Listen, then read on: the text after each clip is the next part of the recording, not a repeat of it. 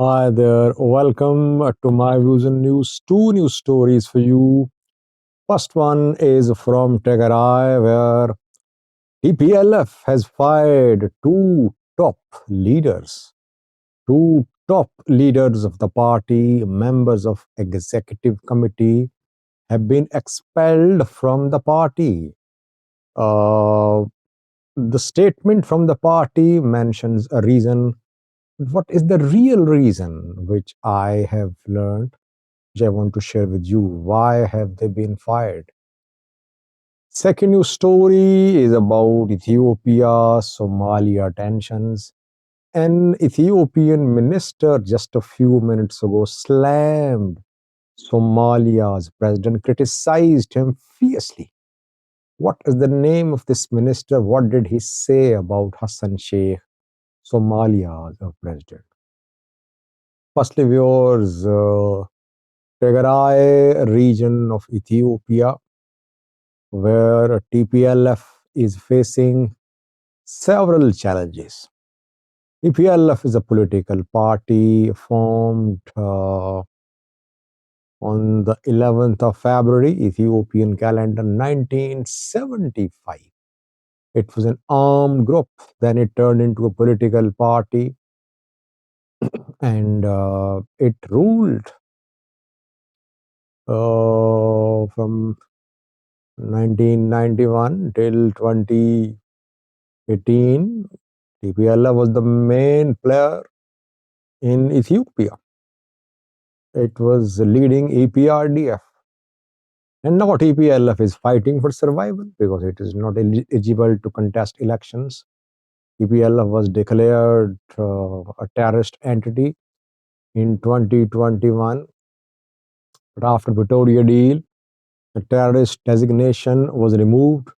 But still, TPLF's status as a political party has not been reinstated by Ethiopian National Election Board. And TPLF is facing internal problems as well, confirmed by Debretsion, the president, the chairman, a few days ago in an interview with Vane TV when he spoke on the anniversary of the formation of TPLF. Now, another move by TPLF, a bold move, showing that the party is trying to create internal unity, and those elements which are not diehard uh, supporters of the party, diehard members of the party, they're being expelled. EPLF has fired two top executive committee members today. Who are these members? Why were they fired? Kiria Ibrahim is one of them, who worked as a speaker of House of Federation too, I think, in the past. And secondly, Mulu Gebrgizaber, an MP for Minister of Transport. Both were TPLF's executive committee member. TPLF's executive committee is the top body of TPLF. And members of executive committee are people like Debretsion, Petlever Gebrgizaber, Getachew Reda, Addis Alam, Abraham Kasate. So these top men are members of TPLF's executive committee. Two have been fired from executive committee, expelled from the party. The party says that these two leaders mishandled sensitive information. So it means as if these two leaders leaked some sensitive information. But what happened really is that when TPLF was fighting alongside TDF against federal forces in the 2 year long war, different TPLF leaders behaved differently. Some fought in Dambian, people like Getachew, Debretsion, they did not surrender.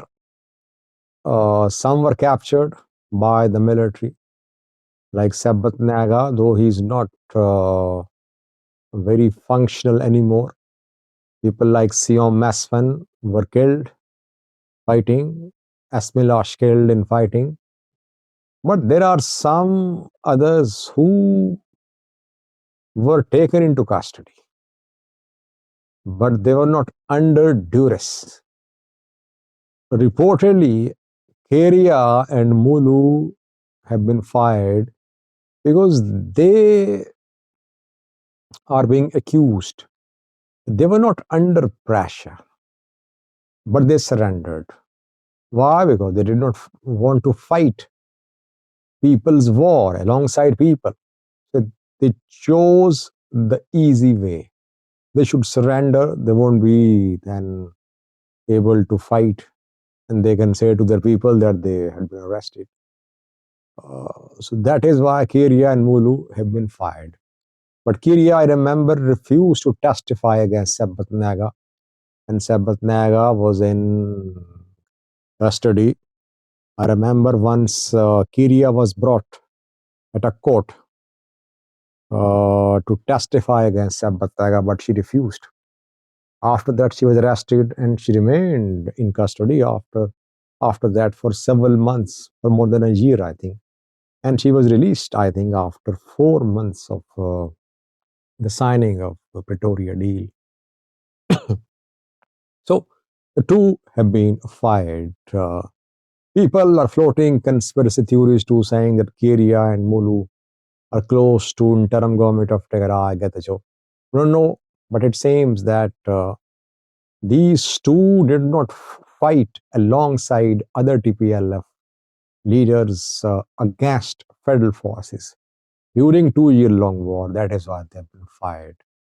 It was a difficult decision, definitely. That just shows that TPLF is now ready to make difficult decisions. It is not hesitating because Syria was released around a year ago, but TPLF was not in a position to make this big decision. Or TPLF are ready to make big decisions, it seems. Secondly, viewers, the tensions between Somalia and Ethiopia. War of words between top leaders, top government officials on the two sides. An Ethiopian minister today lashed out at Somalia's president. The name of the minister is Berhano Mlengiso. He's Minister of Irrigation. He's in Oromo. He's from Oromia, very close to Ethiopian PM Abiy. Berhano questioned Hassan Sheikh's use of words in his recent speeches and Hassan Sheikh's claims about Ethiopia. Berhano says that Hassan Sheikh is misusing the word annexation. And in each and every talk, he's talking about annexation, that Ethiopia wants to annex Somalia's territory, which is not correct. Secondly, Birhanu says that he heard the speech of Hassan Sheikh, and Hassan Sheikh talked about Ethiopian economic capacity, alleging that Ethiopia was not able to build roads. That is why it seemed as if there was some other power behind Ethiopia, as Ethiopia was not financially in a position to make any big decisions. He said that this speech of Somalia's president showed Somalia's president as if he was an accountant, as if he was an auditor, not a president. He's a president. He's an auditor of Ethiopian financial situation. And then he says that Somalis won't benefit from such narratives launched by the president and from having such a president. So, very strongly worded response from an Ethiopian minister to Somalia's president's recent talks, showing the gravity of situation between the two sides. War of words is just war of words so far. Let's hope this war of words does not turn into real war, because both sides cannot afford a war. Somalia already fighting an internal war against Al Shabaab. Ethiopia just out of a war and warlike situation in the Amhara region. But so far, nothing has changed between Ethiopia and Somalia in the past 1 month or so. Tensions escalating, no signs of de escalation, no signs of any dialogue. Rather, with every passing neighbor seeing new moves made by the two sides, entrenched in their positions, they want to achieve their objectives.